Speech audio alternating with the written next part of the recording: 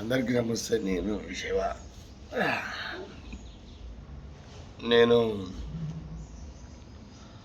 మొన్న చేసిన dead body ఎముకలు గురుమూర్తి భార్యవి. దీనిపైన చాలామంది ఎట్లా చూపిస్తారంటే 72 ముక్కలు చేశారు, 32 ముక్కలు చేశారు, ఇట్లా రకరకాలు కొన్ని యూట్యూబ్లో చూస్తున్నా. ఇది నిజం కాదు. ఎందుకంటే అతని భార్యను చంపి తన భార్యను మొత్తం ఎముకలు కొలిసి ఉడకబెట్టడం జరిగింది. ఉడకబెట్టి అంటే ఇప్పుడే లేచిన ఎందుకు ఇట్లా అనుకుంటా అంటే నాకు నైట్ మొత్తం ఇదే ఆలోచిస్తున్నా. ఇప్పుడు పొద్దున కూడా నేను యూట్యూబ్ ఆన్ చేస్తే అదే కనబడుతుంది ఏం జరిగింది అనేది. అక్కడ జరిగింది ఒకటి, చెప్తుంది ఇంకోటి. తనకు చట్టబద్ధంగా అయితే తప్పు జరిగింది, తప్పులాగానే చూపించాలి. డిపార్ట్మెంట్ వాళ్ళన్నీ చూసుకుంటారు. ఎందుకంటే మీర్పేట చెరువులో అతను తీసుకొచ్చి చల్లడం నిజమే. ఆ నిజాయితీగా తను ఒప్పుకొని శిక్షని అనుభవించి దేశానికి న్యాయం చేయాలి, ఆ తల్లిదండ్రులకు న్యాయం చేయాలి.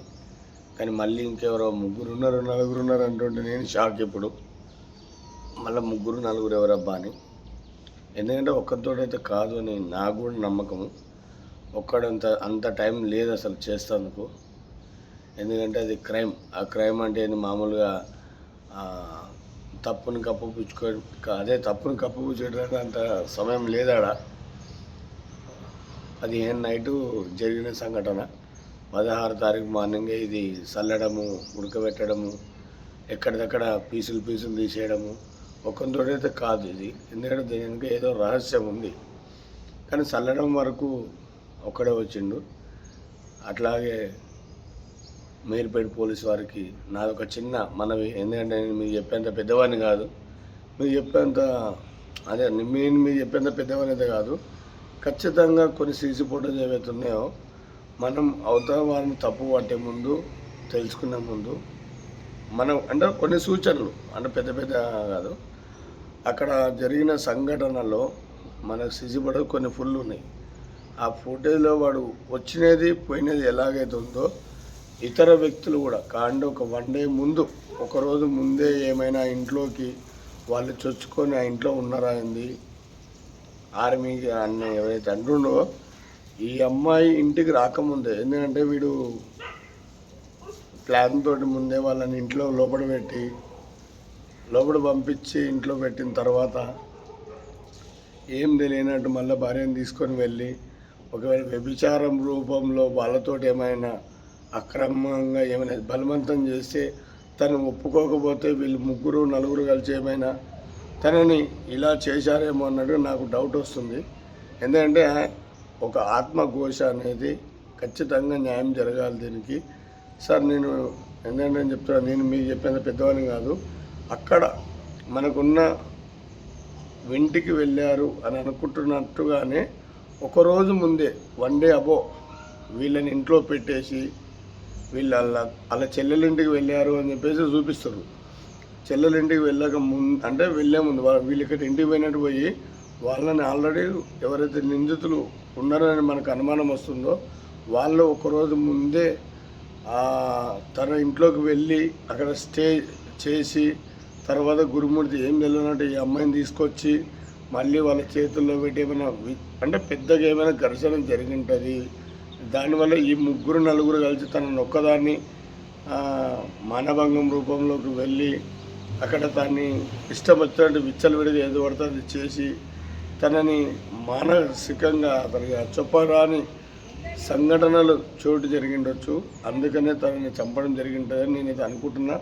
నా భావం నిజమైతే ఖచ్చితంగా దీనిపైన మీ దృష్టి మళ్ళీ ఒకసారి, అతను లోపల ఉన్నా పర్వాలేదు, మీరు కొద్దిగా అతని పైన స్పెషల్గా ఈ ఎంక్వైరీ కొద్దిగా ఎక్కువ చేయాలని నేను మనస్ఫూర్తి కోరుకుంటాను సార్. నేను మీ డాక్యుమెంట్ శివ. ఎందుకంటే ఆ ఎముకలు ఏరిన ఈ చేతులు మనసు నాకు కుదరటం లేదు.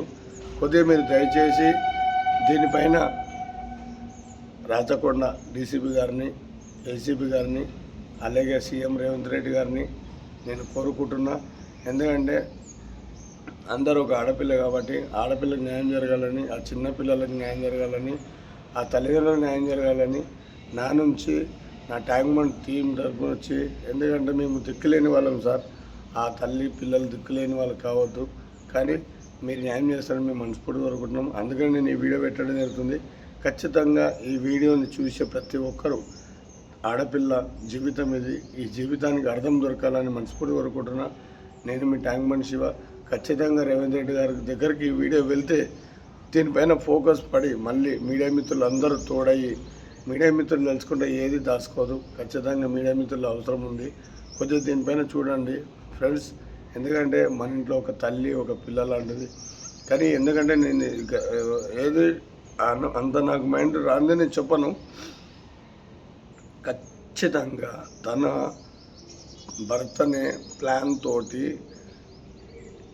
ఎందుకంటే నేను ఎన్టీవీలో నేను 3 వ్యక్తులను చూస్తున్నప్పుడు అదే ఖచ్చితంగా ఇంట్లోకి చొచ్చుకొని ముందే వీళ్ళు రాకముందే ఏం తెలియనట్టు లోపలికి వెళ్ళిపోయి అక్కడ పెట్టేసి తన భర్త ఇంట్లో దింపేసి వాళ్ళని ఏ బెడ్రూమ్లోనో ఎన్నో దానిలో మంచి సేఫ్గా ఉండండి, నేను వస్తాను, ఖచ్చితంగా మనం అనుకున్నది మనం, అంటే ఇది ఒక ఆషామాష కాదండి, ఇది మనము పాకిస్తాన్ కాదు, వేరే దేశాలు కావు ఇవి, దుబాయ్ అలాంటి కంట్రీలు కావు ఇవి. అంటే కొన్ని దేశంలో తప్పు చేస్తే వాళ్ళకి శిక్ష వేరే రూపంగా చూపిస్తారు. ఆ శిక్షలు మనకు ఉన్నా లేకున్నా కూడా ఖచ్చితంగా ఆ ఇద్దరు చిన్నపిల్లలకైతే దారి దొరకాలని నేను మిమ్మల్ని కోరుకుంటున్నా. సో దీన్ని న్యాయం చేస్తారని అనుకుంటున్నా ఫ్రెండ్స్, ఎందుకంటే మీరు